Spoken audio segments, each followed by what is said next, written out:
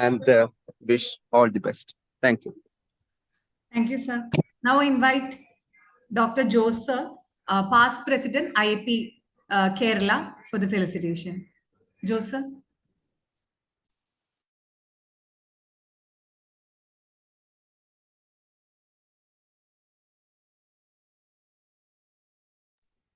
Jose, sir.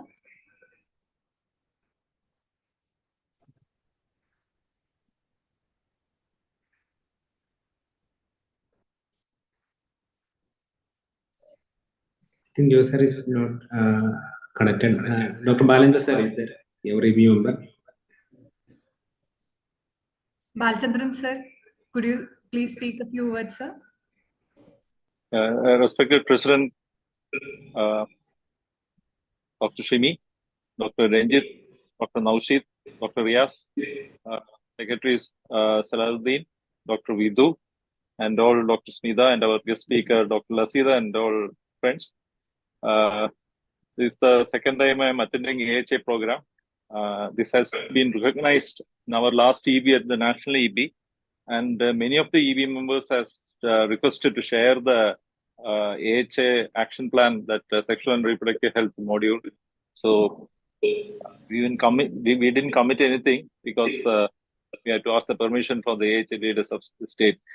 So this AHA activity of the Kerala state has reached up to the all the states in our country.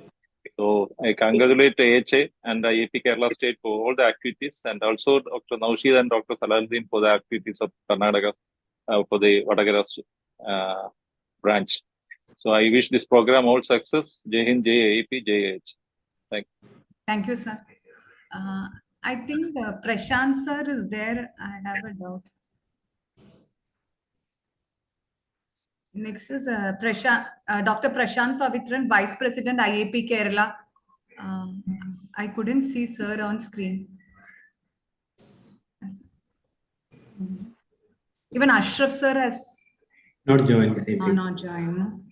Then shall we move to the vote of thanks? Yeah. Okay.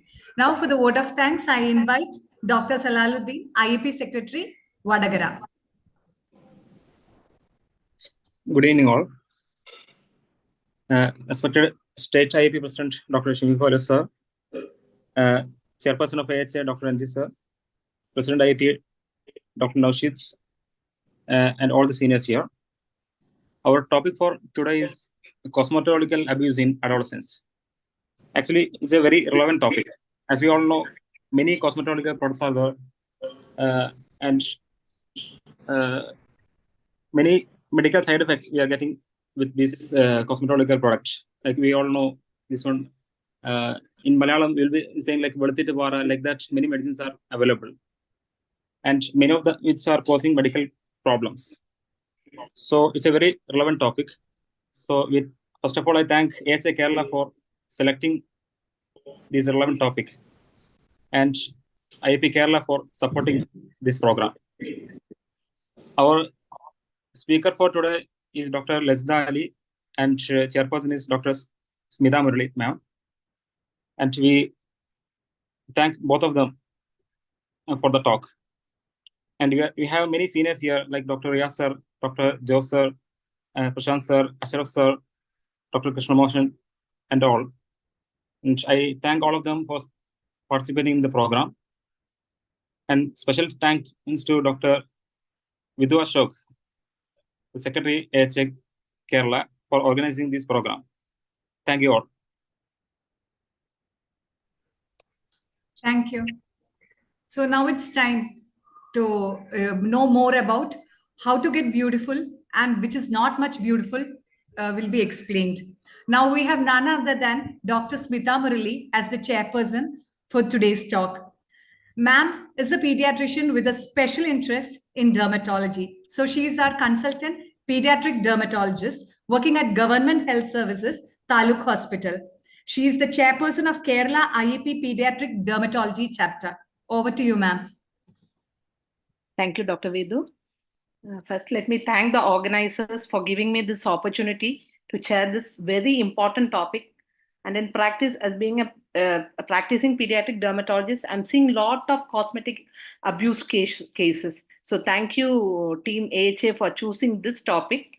And let me welcome Dr. Lasida Ali, who is the Chief Dermatologist and Director of Dr. Lassie's Skin and Hair Clinic, Mankavu, and a Senior Consultant at Aston MIMS Calicut. Madam, she's also trained in hair transplantation, and she's proficient in using lasers, energy-based device, and she has a very good cosmetology practice there. So she's the apt person to enlighten us about all the abuse and cosmetic abuse and use and abuse by these adolescents. We all know that adolescents, for them, the physical appearance is more important. Physical appearance matters. All their interaction is based on physical appearance. And they also widely use the internet, all these social internet networking sites. They show lots of products to improve their skin, for skin lightening, for their hair care, etc. But these people are aware of what are the contents of these cosmetic products, and they use it, abuse it, and it leads to irreversible damages, which even we can't treat, like steroid abuse causing skin changes, etc. So as pediatricians, what we know that we are also not aware of all these cosmetic things. We also don't know what are the contents, what are the contents in each, and when they come to us for consultation, can I use that cream, can I use this sunscreen, we are also not aware of what are the contents in that cream, what are the other like preservatives or like paraben preservatives, all these things. This can cause skin damages. So as pediatricians, we should also be aware of all these things, and we can use this to enlighten our patients to correctly use a product, or like how to take a dermatologist opinion. So now let me welcome Dr. Lasida ma'am for enlightening us to take care of how to help our adolescent patients. So please enlighten us about the cosmetological abuse in adolescents. Welcome, Dr. Lasida. Thank you so much. Let me thank IAP Kerala and AHA Kerala chapter for this opportunity to talk to you all. And it's a very important topic and very much pertaining to our current times, a topic that deserves a lot of attention. I hope I'm able to do justice to it. I had to prepare it in a kind of in a hurry, being the month of Ramadan. So I think we'll start.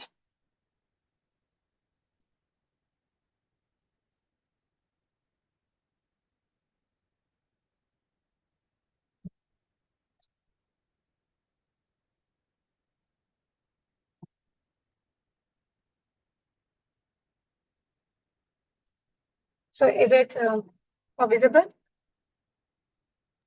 Yeah, madam. So we'll be talking about the cosmetic abuse in adolescents. Okay,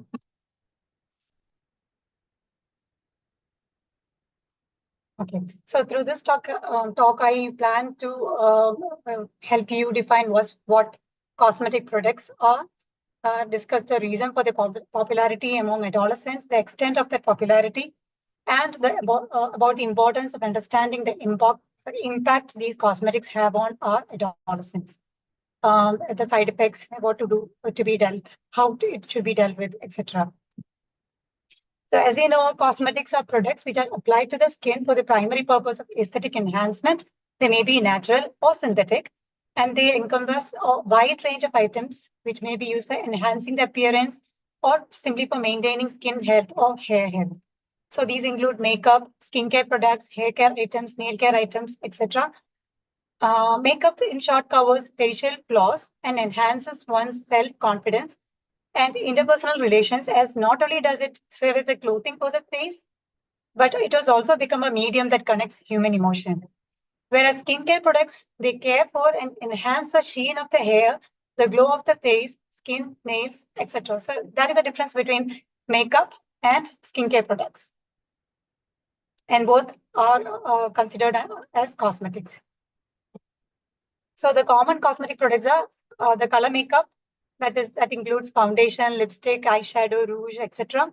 And the skincare products that are the cleansers, moisturizers, sunscreens, various serums, etc. Also included are hair products, shampoos, conditioners, masks, styling products, fragrances, nail enhancers. So all this come under the category of cosmetics. And as you all know, because you are a better person to be knowing this, adolescence is the phase of life between childhood and adulthood. From ages 10 to 19, it's a unique phase of human development.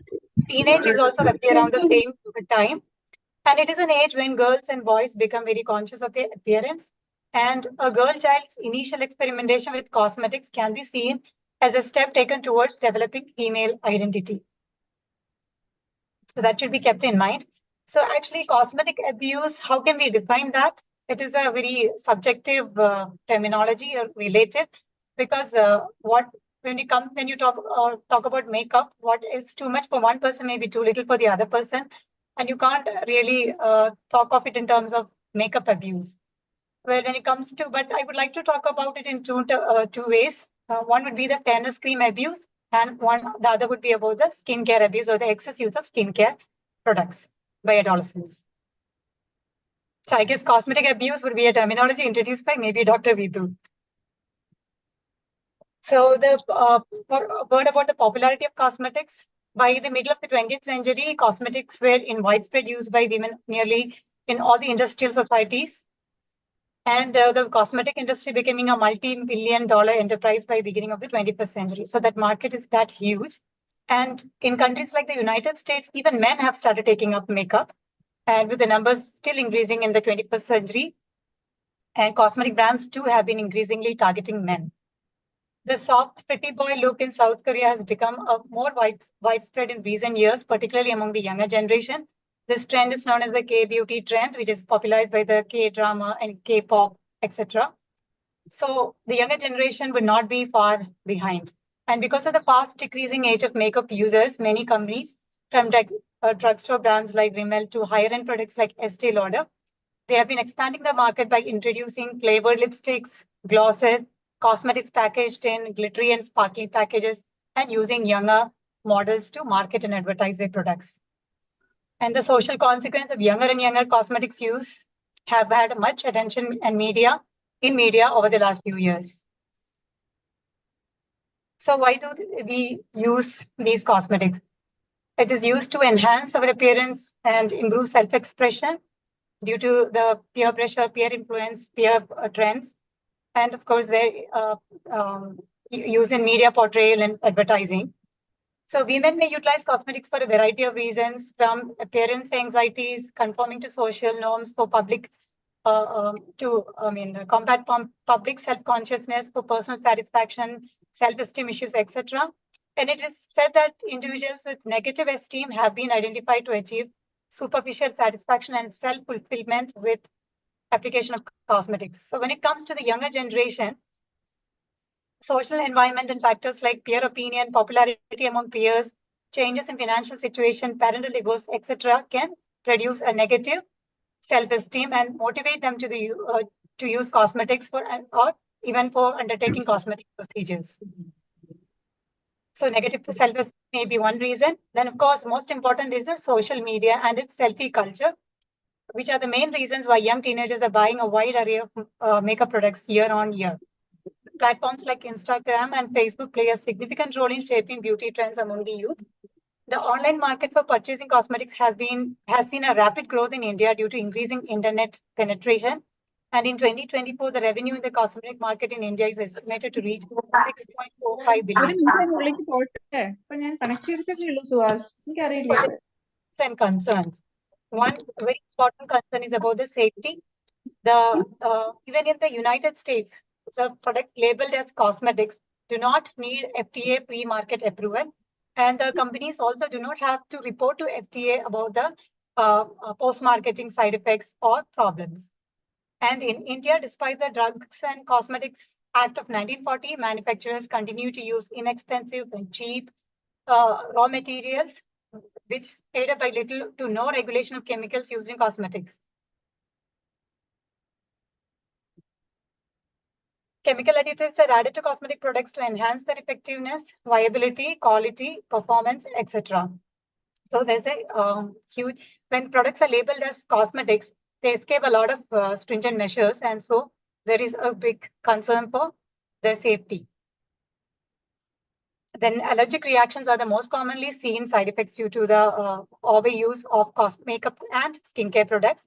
Some ingredients like fragrances, parabens, sulfates, etc. are more notorious than the others and can trigger allergies.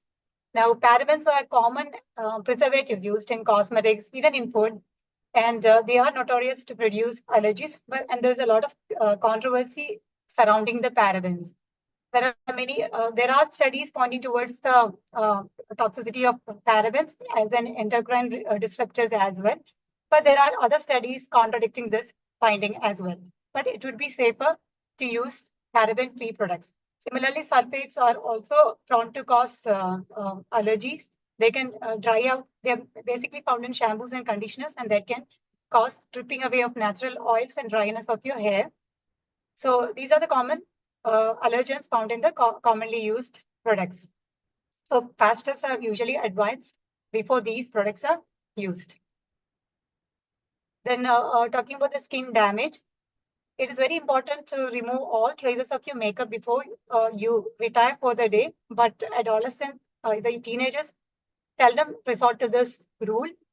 And as a result, they can cause the damage of their skin barriers and lead to clogging of their pores, worsening of acne, worsening of eczema, etc. And pigmentation, the prolonged use of wrong products can also lead to pigmentation. Exogenous ochronosis is one such example. And then sometimes when eczema and skin rashes, they also leave behind. Hyperpigmentation is also a rare side effect of these products due to contact leukoderma. Then topical steroid damage phase is one important topic about which I'll be talking a little more in detail. Then nail damage due to repeated application and removal of nail polishes, sticking of artificial nails, cheilitis, lip pigmentation, which is again a commonly seen problem in the OPD. Lots of teenagers come to us with lip pigmentation, and they themselves know the reason for that. That is due to using a lot of lipstick most of the time. And the darker shaded lipsticks, the long-lasting lipsticks, the matte finish lipsticks are more notorious to produce lip pigmentation than the lighter shades, nude shades, and creamy lipsticks. So those can be recommended instead if they must use a lipstick.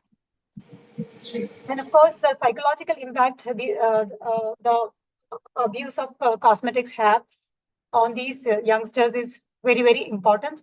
They are somewhat more dependent on cosmetics for maintaining their self-esteem, which is a very, very sad and serious situation. And the unrealistic beauty standards may also affect body image, which could lead to body dysmorphic syndrome. Then, of course, there unwanted attention given to such distractions can lead to poor academic performance. And though it's not a very common practice in our part of the world, prostitution and even transactional sex has been attributed to the use of cosmetics, especially in the sub-Saharan Africa. Transactional sex is the performing sexual activities for monetary or even cosmetic gain. Stubbornness, extravagance in spending, stealing, etc. can also be attributed to this habit. Of course, the economic burden it causes parents is also obvious. Then, of course, sharing of brushes, eyeliners, lipsticks, improper cleaning, storage, etc. can lead to infections. And also usage of expired products. The preservatives in them mostly would have been disintegrated and would have led to the growth of molds and yeast and fungus and can also thus spread and cause infections. Though these are all very rare happenings. Then systemic toxicity, that is one important area that has received attention in the recent times, especially the presence of heavy metals and other ingredients in more levels above, in levels that are above approved levels. So you must have all heard about the use of lightning creams leading to renal failure in recent times. That is attributed to the presence of mercury in these creams. So these heavy metals can accumulate and be absorbed by the skin, and they can affect the functioning of internal organs. And of course, false and fake brands are very, very common, especially in our beauty market. And these are often contaminated with ingredients like lead, mercury, nickel. So we'll talk about the fairness of the two abuses I wanted to talk to you about in detail. That one is the fairness obsession and fairness creams. So we do have a historical backup for this obsession. We have historical at various stages in history. India has been invaded, and Indians have been always overpowered by foreigners possessing lighter skin. So that has always reinforced the belief that fair complexion represented superiority, and that darker skin was associated with inferiority or being uncivilized. And this belief has, I guess, lingered on and has trickled down to a younger generation as well. So statistics from 2009 reveal that the youngest users of fairness creams in India are as young as 12 years old. And the 12 to 14-year age group constitute about 13% of the fairness cream users. And the huge expansion of this market is principally due to a number of reasons, like the fairness craze epidemic. Everybody's crazy about being fair. And the cosmetic industry, which exploits this craze to market a host of skin lightening products. The marketing of these creams as cosmetics rather than drugs, which enable them to evade the stringent regulations, and clever advertisements with endorsements by celebrities and social media influencers. So the problem with these fairness creams are that there are many types of fairness creams available now in the market, which are sold by your neighbor, barbers, friends. Anybody without any license can actually market these products in our market. So, and these are often contain products like hydroquinone, even steroids and heavy metals, about which I mentioned earlier. And the other abuse is the abuse of products which are prescribed by doctors for maybe 1 or 2 months, and the patients or their daughters or sisters end up using these products for prolonged periods and turning up only years later after they have developed some sort of a side effect. So hydroquinone is one such dangerous component which should not be used for prolonged periods, though it is a very effective ingredient for treating different kinds of pigmentation, and it is often used by dermatologists for various indications very carefully. Exogenous ochronosis is an uncommon adverse effect of hydroquinone, which features with progressive darkening of the area to which the cream has been applied in high concentration for a prolonged period. And for this reason, its over-the-counter use in America and other countries has been banned, but it is very easily available over-the-counter in our country. Then topical steroids, why are they so popular? Because they produce iatrogenic hyperpigmentation, which is often misunderstood as fairness. But it is, you can easily pick up this sort of a fairness whenever a patient presents to you with a particular kind of fairness. It is very easy to pick it up. That the skin looks very thin, and you can see the blood vessels and all running beneath the skin. And even with the slightest of trigger, the whole skin becomes very, very red, like tomatoes. So these users develop some sort of a physical and psychological dependence on these steroid creams, and that leads eventually to topical steroid dependent or damaged face, and which is characterized by severe erythema, monomorphic acne, steroid atrophy, steroid rosacea, telangiectasia, perioral dermatitis, tria, etc. And then when they try to stop, once they realize it is a dangerous cream and they try to stop, it becomes very difficult for them and they cannot do it on their own. So they become dependent. Their skin condition becomes even worse than before when they try to stop. These are some pictures of exogenous ochronosis. You can see the dark gray pigmentation which has developed over the areas which was previously marked by melasma. This is a case of topical steroid damaged face where you can see the telangiectasia that becomes very, very prominent on exposure to sun or even while stepping out, simply stepping out. This is a case of photoallergic CD which was developed post use of Swarna cream. You must have all heard of Swarna cream. So she actually used it for a very short period of time, but she had stepped out into the sun unprotected for 1 or 2 occasions, and this was the end result. It was very, very difficult to treat this. And these are other instances of one by youth face. In the first picture, you can see she has again developed photoallergic contact dermatitis. Her entire face was very red and scaly, worsening of acne with another fairness cream. Yet another mild case of dermatitis due to fairness creams. And then about the heavy metals, we talked about mercury. So how do you know if there is mercury in the cosmetic? If we can teach our teenagers to look for, to read the labels and to look for words like mercurous chloride, calomel, mercury, mercurio, or mercury, if they are listed in the label, provided it has a label. So if you see any of this written on it, you should not be using the product. So usually skin lightening creams and soaps, etc., has inorganic mercury, which can cause kidney damage. And the preservatives usually contain organic mercury. Then, of course, lead is commonly found in the lipsticks we use, especially the darker pigment. They can affect learning, language, and cause language and behavioral problems, and of course, hormonal changes too. So these are some of the ingredients you should be watching out for, like parabens, sulfates, and phthalates, about which I already mentioned, which are all common in cosmetics and may have health implications. Now, we do not have any definite data about the extent of the health implications these may have. There have been studies implicated them with sexual and reproductive health, infertility, etc., even in causing breast cancer. But the documentation is not the evidence is not that strong. Anyway, still, it would be better to opt for products labeled as paraben-free or sulfate-free. Fragrances and dyes again can cause skin irritation. Dyes, especially paraphenylene diamine, is the most commonest allergen that is found in almost all the dyes. So you can choose unscented or hypoallergenic options. That's why one of the reasons why most of the dermatology products are unscented. Then, of course, we've just talked about hydroquinone, topical steroids, and mercury. So these are some of the ingredients we can teach youngsters to look out for and avoid. Now, coming to the next abuse, which is the overuse of skincare products. Now, often these teenagers come to our OP and take up almost half an hour discussing what they should be using, what they should not be using. They come with a whole basket of products that start from cleansers and moisturizers to different types of serums, and it would be really shocking how they find the time to apply all this in a routine. When the truth is, teenagers hardly need anything more than basic skincare, which consists of just a cleanser, a moisturizer, and a sunscreen.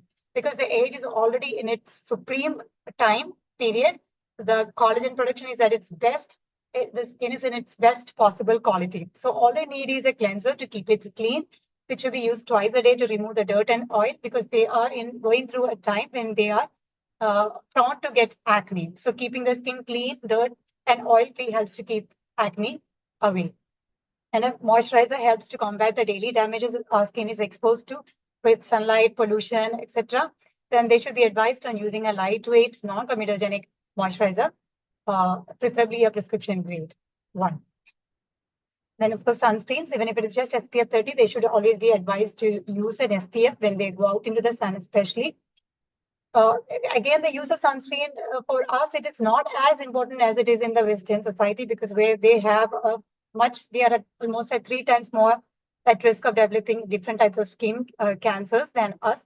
For us, primarily, it is something to do with preventing skin tanning and skin pigmentation secondary to sun exposure than skin malignancies. Whereas in the West, it is primarily to prevent malignancies, why they are so obsessed with the use of and reapplying sunscreen, even indoors. So we should teach our youngsters to focus on gentle cleansers, lightweight moisturizers, and minimalistic routines.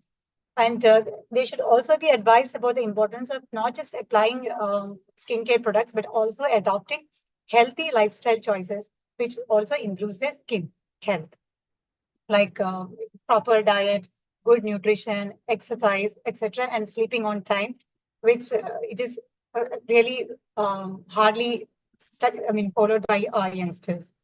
They have very erratic lifestyles, and that is responsible for a lot of lifestyle disorders and hair loss and acne worsening, and a lot of situations worsened by stress. they should be advised on that they do not need to over exfoliate their skin. They do not need to exfoliate their skin at all. They do not need to use products like alpha hydroxy acid or beta hydroxy acid, vitamin C, retinol, etc. Because just like I just mentioned, they're already in their best skin. Of course, if they have problems like acne, pigmentation, etc., then they should consult somebody, and then only they should be initiating these products. And it's always advisable not to be initiating the use of these products on their own, because they will not know how to choose a product, how to stop using it, or how to remove them. So we should be focusing a lot more on educating our youngsters about safe product choices. The adolescents should be taught to read the ingredient labels, which is very important. And they should avoid products without proper labeling, especially in our part of the world. We have access to a lot of such products, so they should be told to avoid products without any proper labeling, and altogether avoid products that promise instant results. They very often contain dangerous ingredients, and only such products can give you overnight results. Everything else in skincare takes time. So they should encourage suitable product selection for their skin type. And they can also, maybe in the coming times, we'll be hearing more about green products, clean beauty, etc., which are brands that prioritize clean ingredients and avoid harmful chemicals. But again, we still have a long way to reach there. And of course, products should be always used in moderation. We do not have any standards to say what is the moderating limit. And they should be recommended to use the age-appropriate products. And when it comes to skincare, less is often more. And they should always be advised to avoid heavy makeup, or at least on a daily basis. Parental guidance plays an important role in affecting the cosmetic behavior of their wards and their choices. So to conclude, responsible, mindful use of cosmetic products is crucial and very important, and we should be able to promote the awareness and enable them to take informed decision about the use of these products. Thank you. Thank you, Dr. Lasida, for that lucid presentation. I think as a pediatricians, I would advise you to concentrate on that last two slides, and also that slide which showed that ingredients, what should be avoided, the parabens, the hydroquinones. These are being widely misused here.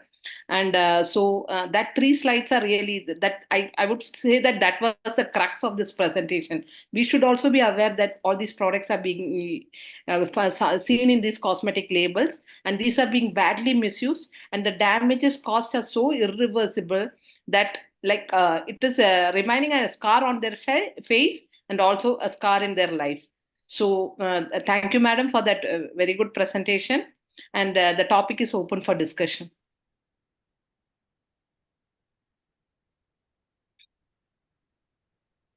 Yes, anybody? ഒരു doubt ഉണ്ട്. ഈ ക്ലെൻസറിന് പകരം മുഖം സോപ്പിട്ട് കഴുകിയാൽ മതിയോ 2 നേരം? കുഴപ്പമൊന്നുമില്ല. Actually, soaps, you should use those mild, gentler soaps. Actually, the soaps, I think the soaps containing antibacterial agents like Dettol, Medimix, and all those are very, very popular. But those are very drying on the face. So not those kind of soaps, but you can go for maybe soaps like Dove. Those have scented bases, soap-free soaps. Those would be better on the face. Okay. Soaps to better, maybe nothing would happen. There are many who use them, but they can dry out your face, especially people with sensitive face, dry skin. Better to avoid them. Okay. പിന്നെ ഒരു doubt കൂടി, ഈ കുട്ടികൾ diaper use ചെയ്യുന്നത് advisable ആണോ? പ്രത്യേകിച്ച് ഇപ്പൊ എല്ലാവരും വീട്ടിൽ നിന്ന് നൈറ്റിൽ ഡയപ്പർ യൂസ് ചെയ്യുന്നുണ്ട്. കോട്ടൺ ഡയപ്പേഴ്സ് എന്നൊക്കെയാണ് പറയുന്നത്, പക്ഷെ നൈറ്റിൽ കിടത്തുമ്പോൾ ഡയപ്പേഴ്സ് ഇട്ടാ കിടത്തുന്നത്. അപ്പൊ അതിനെപ്പറ്റി എന്താണ് അഭിപ്രായം? Actually, isn't it better than cotton nappies because at least the skin is kept dry by these diapers.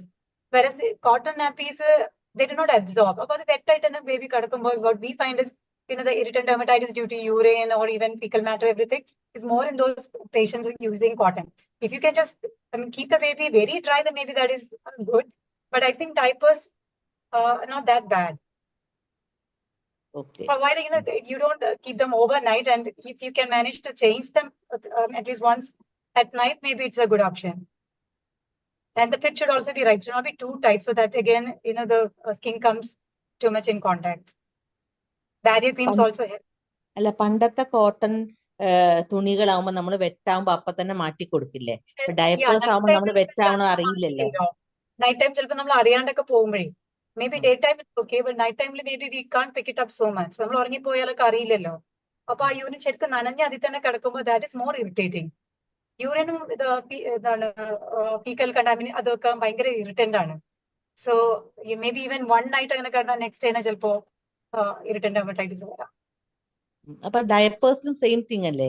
ഡയപ്പേഴ്സിലും diapers നല്ല അബ്സോർബിംഗ് കപ്പാസിറ്റി ഉണ്ട്. The skin is kept relatively dry. അങ്ങനെ ഭയങ്കര കോൺടാക്ട് വരില്ല, provide the fit is right. That's what I am saying. Tight fit ആണെങ്കിൽ again the same thing വരും. Otherwise അത്ര bad അല്ല. Okay, thank you. Can I add? Super absorbent gel diapers recommendation ഉണ്ട്. Super absorbent gel based diapers. So the absorbent gel പോലെ അത് ഇതാക്കും. അപ്പൊ നമ്മുടെ റെക്കമെൻഡേഷൻസിൽ അത് യൂസ് ചെയ്യാമെന്ന് പറയുന്നുണ്ട്. Okay. There's another question from Dr. Anne. Is daily use of deodorants and perfumes harmful? Dr. Lasida? Daily use of deodorants and perfumes. And again, depends. Like if you have an allergy, you cannot use them. Otherwise, there are again, lots of confusion about aluminium chloride, hexahydrate, the antiperspirants that we use. That's again controversy related to that. But as of now, there is not any evidence to, say that you should not use them on a daily basis. They help to remove body odor, keep you fresh, and even decrease the sweating. Especially people with hyperhidrosis, it is really helpful. Actually, we do advise antiperspirants. Okay. Balakita sir's advice is better not to use diapers at all, especially at night. And kids will wake up once they pass urine, even if we sleep. So we can change the diaper. So sir's opinion is that. That's a senior pediatrician. Okay. Thank you, sir. Any other questions?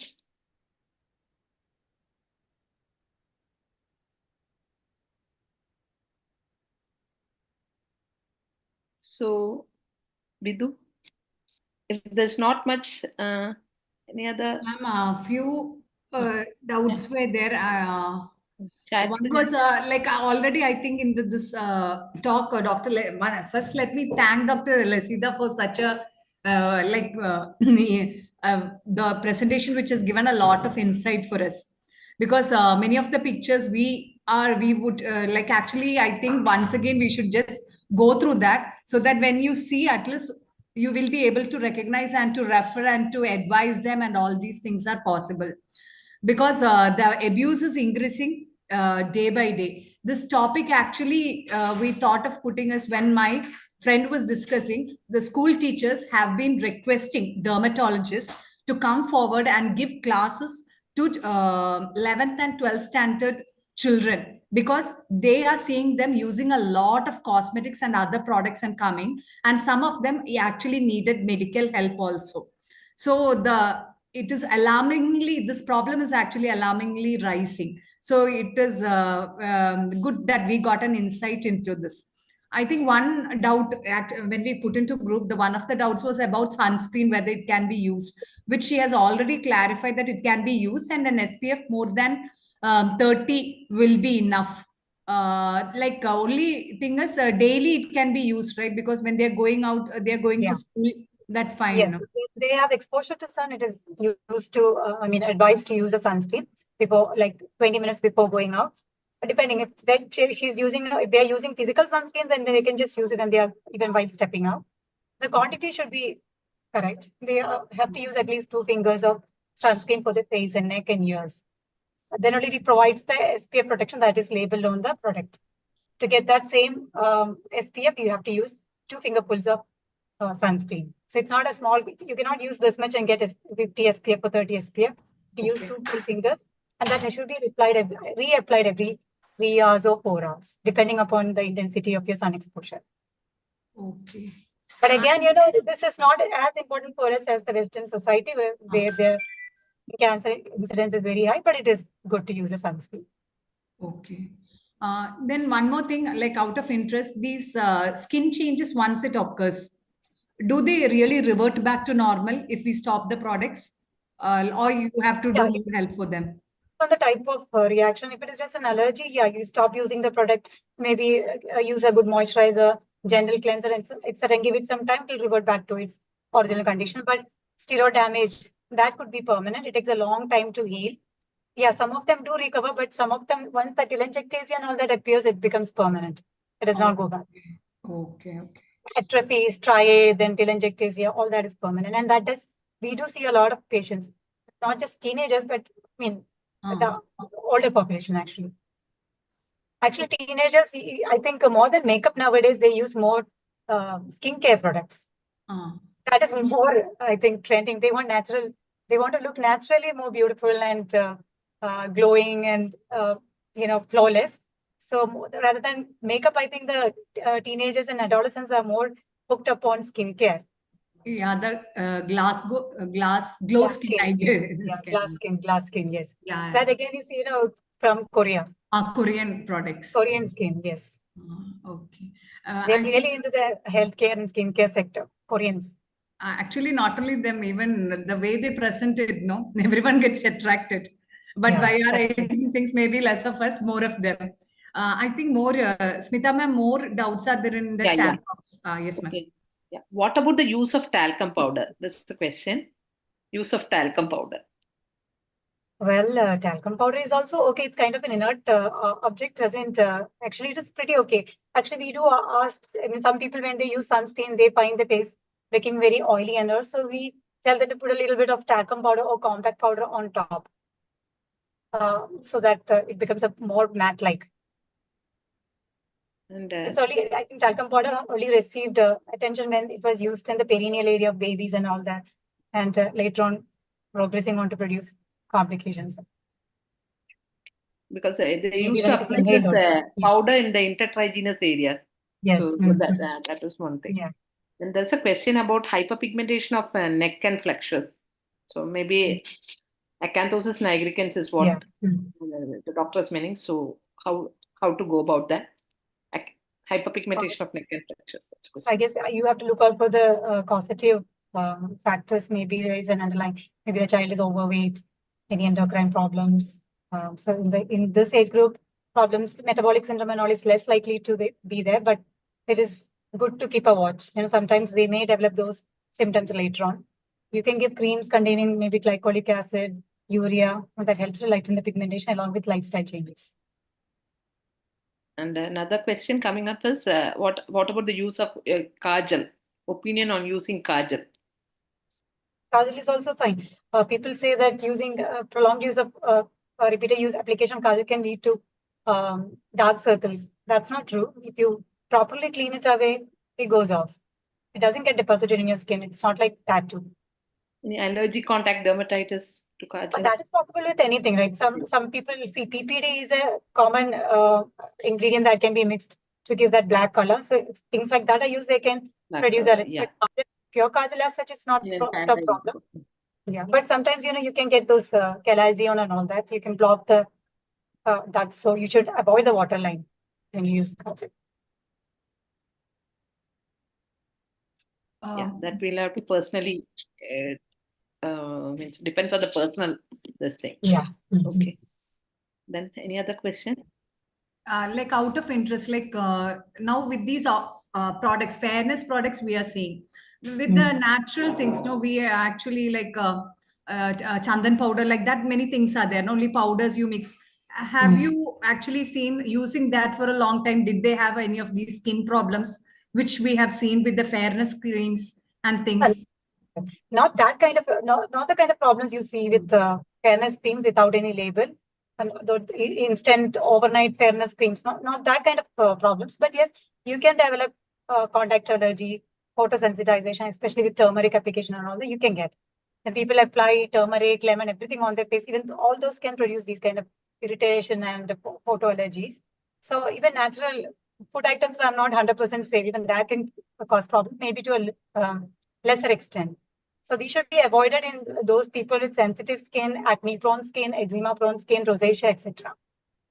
So if you have been using them regularly without any problem, then it is fine. And if you're happy with the results. Now, one thing is that all these sandal powders, kumkum powders available in the market, they are all chemical dyes. So Yeah. this Chandanakuri, Ambalam, it is also causing contact dermatitis. Yeah, So it all is. this powder-based thing, we are not sure that they are natural products.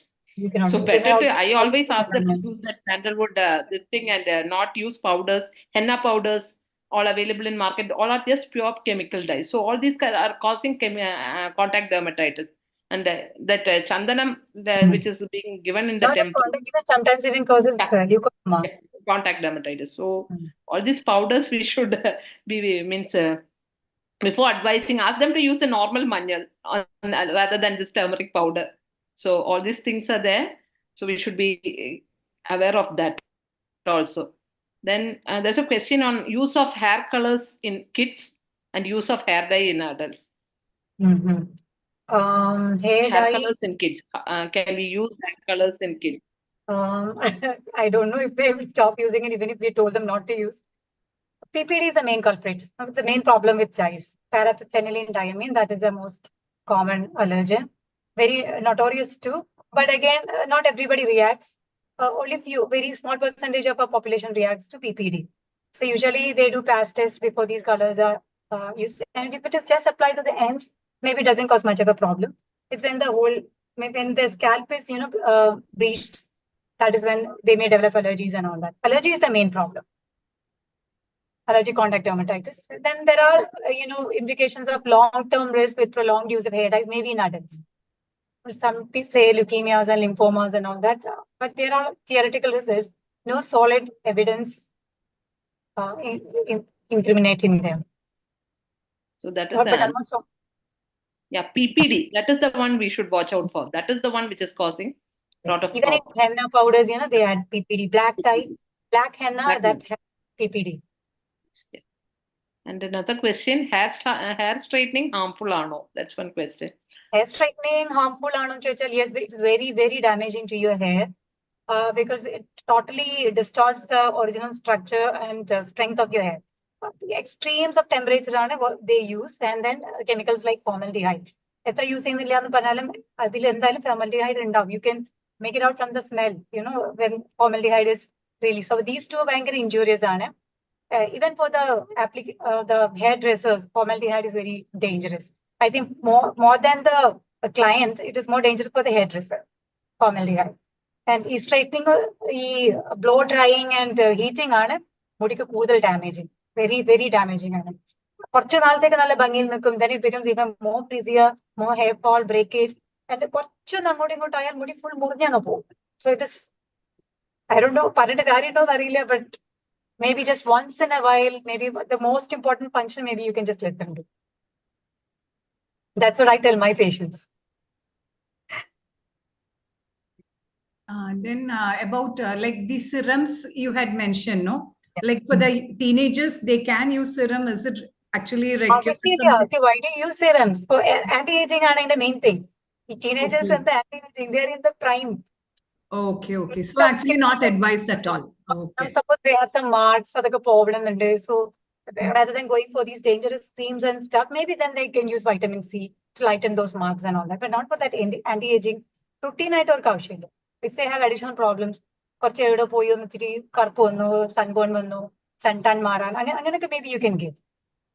Then acne medications and a proprietary code. They start experimenting with salicylic acid, that leads to prolonged periods of untreated acne and scars. So other better not let them treat them on their own. It is better to take the advice of a professional.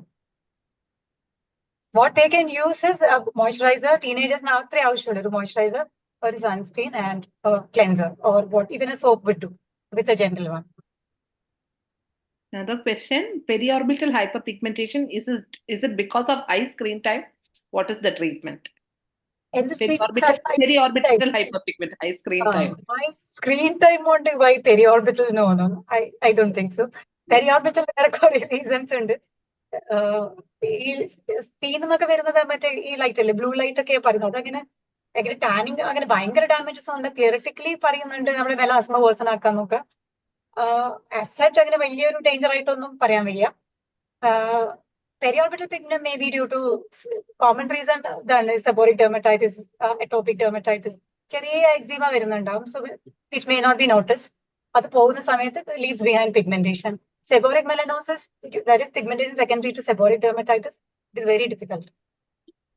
Very difficult. And നമ്മൾ കുറെ treat ചെയ്ത് പോകുമ്പോൾ maybe next episode of seborrheic dermatitis happens and again pigmentation വരും. So that is an issue.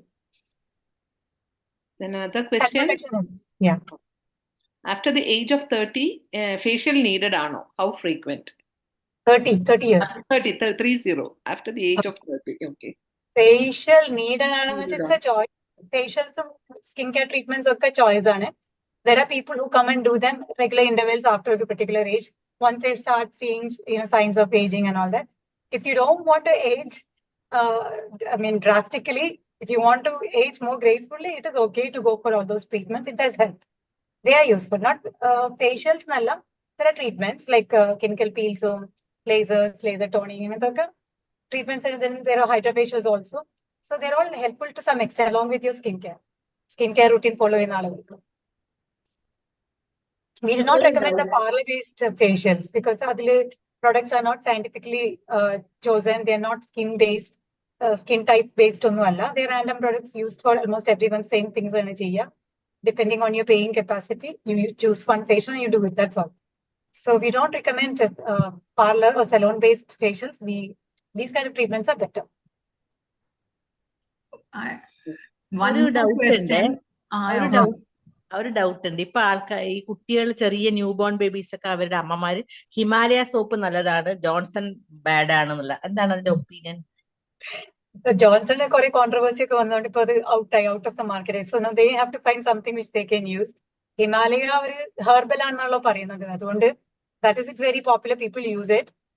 Adu etra matram herbal aanennallathu I don't know if anybody is really doing the checks and all that. But yes, it is very popular. I don't know if I can say don't use it അങ്ങനെ പറയാനൊന്നും ഇല്ല. New born ഒരു soap suggest ചെയ്യണമെങ്കിൽ ഡാഫി പോലത്തെയാണോ നല്ലത്?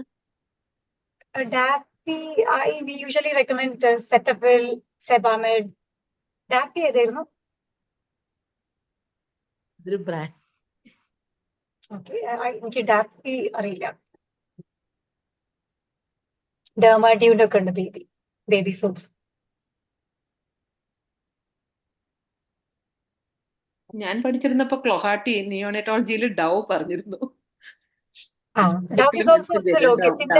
Soap synthetic base ആണ്. So Dove is okay. Even Doveന്റെ baby ഉണ്ട് തോന്നുന്നു. Baby soaps. Baby soaps are baby Dove is available in market. Dove is relatively good. But people want those soaps and those നല്ല പതക്കുന്ന നല്ല മണമുള്ള soaps അല്ലേ people usually prefer. Then I think one last question is just a mention about glutathione. Is it for teenagers? Like because it's on the on the screen and everywhere. Just Marketing is if you don't very mind. very big. Actually, glutathione അങ്ങനെ 100% എല്ലാവരിലും ഭയങ്കര effective ഒന്നുമല്ല. It works for few. It doesn't work in many.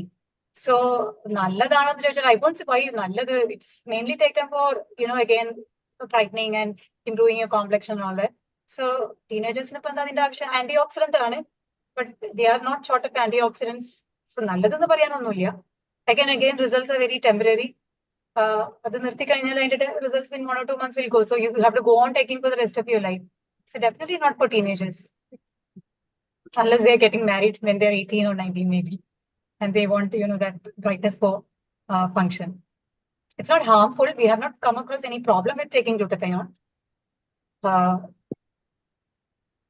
It's already in our body. Like oral, I usually like if you are treating, you treat IV. That is better. That's what I've heard. I'm not very sure. IV gives better results. Results. Yeah. Because the blood levels are more predictable with IV doses. Whereas oral absorption ഭയങ്കര erratic and you can't say അത് കഴിക്കുന്നതിന് എത്രമാത്രം നമ്മളെ blood levels എത്തുന്നൊന്നും we can't say. അതുകൊണ്ടാണ് ചിലർക്ക് results ഒന്നും കിട്ടാത്തത്. So IV is directly into the bloodstream. Okay, thank you. Okay. Nita ma'am, anything else or? Yeah, I think almost Lasida ma'am has covered a lot, explained a lot of general queries also. So thank you, Dr. Lasida. I think we can wind up this session now. Okay. Yeah, Thank I you all. think Thank you all for that very good interactive session. Thank you. And thank you, Dr. Lasida. Thank you. Thanks a lot. Good night. Good night. Happy Ramadan and happy. Ramadan to all. Yeah, thank you. Thank you. Okay, thank you, Smita ma'am and Lisa ma'am. Thank you. Have a good day. Good night. Okay. Thank you. Good night.